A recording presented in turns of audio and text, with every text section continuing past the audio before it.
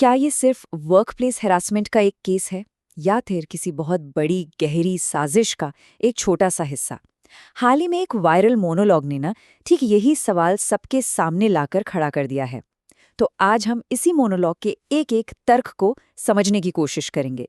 देखते हैं कि ये पूरा विश्लेषण हमें लेकर कहाँ जाता है। और बस यहीं से ये पूरा का पूरा विश्लेषण एक बहुत ही कह सकते हैं चौंकाने वाला मोड़ ले लेता है। जो सोर्स स्पीकर हैं वो साफ साफ कहते हैं कि नासिक में जो भी हुआ ना उसकी गलती असल में हिंदुओं की है। क्यों? क्योंकि वे थोड़े ज्यादा ओपन माइंडेड हैं।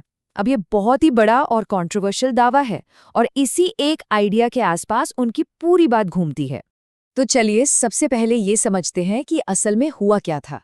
स्रोत के मुताबिक ये मामला नासिक की एक जानी मानी आईटी कंपनी का है और वहां जो आरोप लगे वो इतने गंभीर थे कि एक स्पेशल इन्वेस्टिगेशन टीम यानी एसआईटी बनानी पड़ गई। स्रोत के हिसाब से 7 पुरुष टीम लीडर और 2 महिला सहयोगी इसमें आरोपी हैं।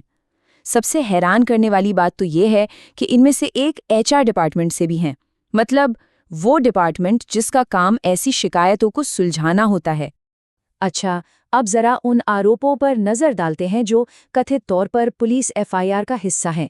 और जैसा कि स्रोत बताता है, ये आरोप वाकई में बहुत ही सीरियस और परेशान करने वाले हैं। तो सोर्स के मुताबिक हैरेसमेंट की शुरुआत सीधे सीधे किसी की धार्मिक आस्था पर चोट करने से हुई। पीड़ितों को कथित तौर पर ऐसी बातें कही गईं जो उनके विश्वास की नींव को हिला दें, जैसा कि इस कोट में हम देख सकते हैं। और फिर ये मामला धार्मिक उत्पीड़न से भी आगे बढ़कर गंभीर यौन उत्पीड़न तक जा पहुंचा। स्रोत एफआईआर का हवाला देते हुए एक बहुत ही घिनौनी घटना का जिक्र करता है जिसमें जबरदस्ती और शोषण का सीधा सीधा आरोप लगाया गया है। उत्पीड़न का एक और पहलू था पीड़ितों की पहचान को ही मिटाने की कोशिश। सोर्स कहता है कि उन्हें न सिर्फ अपने धर्म के खिलाफ काम करने को कहा गया, बल्कि दूसरों की धार्मिक प्रथाओं को अपनाने के लिए भी उन पर दबाव बनाया गया। ये सब कुछ 1-2 दिन में नहीं हुआ। सोर्स के मुताबिक एक पीड़ित ने तो कथित तौर पर 4 साल तक ये सब कुछ झेला। इससे पता चलता है कि इस मामले में हरासमेंट का पैटर्न कितना लंबा और लगातार चलने वाला था। सोर्स के मुताबिक पहली शिकायतकर्ता के केस से हमें ये पता चलता है कि कथित तौर पर किस तरह के तरीके अपनाए गए। यहाँ नौकरी और शादी के वादों का एक पूरा जाल बुना गया जिसमें पीड़ित को फंसाने का आरोप है। अब यहाँ से स्पीकर की बात नासिक के केस से कहीं आगे निकल जाती है। वो इसे कोई एक अकेली अलग थलग घटना मानने को तैयार नहीं है। उनका दावा है कि ये एक बहुत बड़े ग्लोबल पैटर्न का हिस्सा है और इसकी तुलना वो सीधे ब्रिटेन में हुए केस से करते हैं। स्पीकर ना यहाँ एक बहुत ही विवादास्पद तुलना करते हैं नासिक के मामले और ब्रिटेन के कुख्यात ग्रूमिंग गैंग्स के बीच। ये वही गैंग्स थे जिन पर कमजोर लड़कियों को निशाना बनाने, बहलाने, फुसलाने और उनका शोषण करने के आरोप लगे थे। स्पीकर का तर्क ये है कि दोनों का पैटर्न बिल्कुल एक जैसा है। ऑर्गेनाइज्ड तरीके से शिकार को चुनना, मेंटल टॉर्चर करना और अधिकारियों पर भी मिलीभगत के आरोप।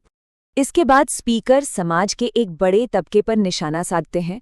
उनका आरोप है कि ऐसे मामलों को जानबूझकर छोटा करके दिखाया जाता है या फिर विक्टिम पर ही सवाल उठाकर उन्हें चुप करा दिया जाता है और इसके लिए वो मीडिया से लेकर बुद्धिजीवियों तक हर किसी को जिम्मेदार ठहराते हैं। तो सवाल ये है कि स्पीकर के हिसाब से आखिर ये सब हो क्यों रहा है।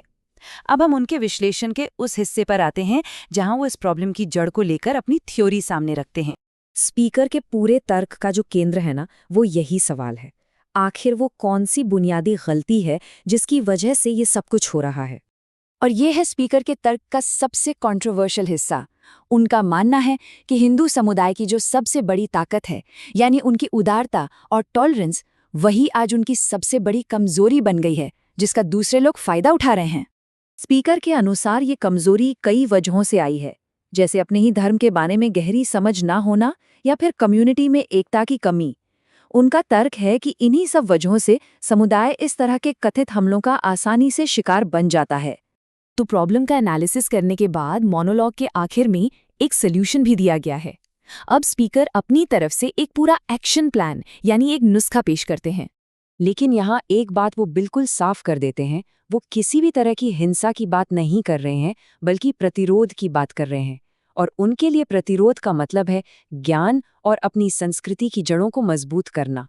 तो स्पीकर का जो सॉल्यूशन है वो इन 5 स्टेप्स में है। ये पर्सनल लेवल पर अपने धर्म को जानने से शुरू होता है और फिर बच्चों को सिखाने, ऑर्गेनाइजेशंस को सपोर्ट करने और मंदिरों की रक्षा करने जैसे कम्युनिटी लेवल के कामों तक जाता है। तो हम घूम फिरकर वहीं आ जाते हैं जहां से हमने शुरू किया था। स्पीकर का दावा है कि सारी जड़ एक गलती है, ओपन माइंडेड होने की गलती। अब ये सवाल सिर्फ इस एक केस का नहीं है बल्कि बहुत बड़ा है।